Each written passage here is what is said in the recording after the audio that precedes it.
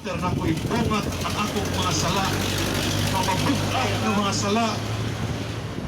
And the priest will tell me, by the ministers, I give you pardon and peace.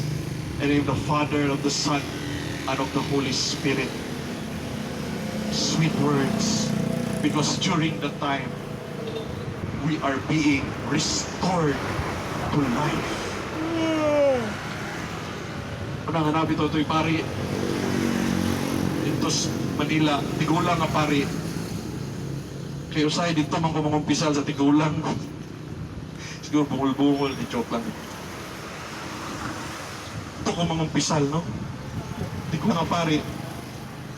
Kapag pangumpisal na ko, sulti ko sa kursala, ay ang tubag, praise the Lord. Father, inani ako nabuhat. Praise the Lord. Kaya pabugat akong sala. Iyang praise the Lord. Praise the Lord. Sulti na pabugat na sila. Praise the Lord. I'm sorry, kaya praise the Lord naman ako. Kaya dito na ako nasabtan, iyang ipasabot na ako. Nag-praise the Lord siya. Because every time, mubungat ta sala, labi na katong mga dagkong sala. Dako kayo ang kalipay dito sa gingharian sa langit sa usa ka makasasala kanibalik sa Ginoo.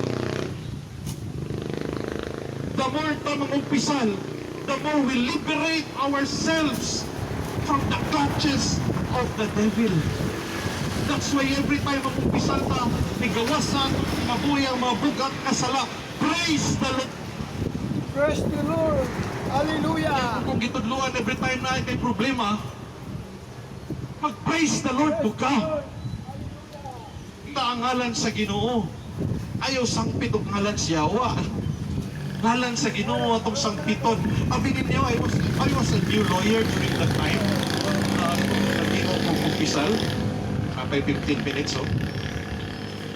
I was a new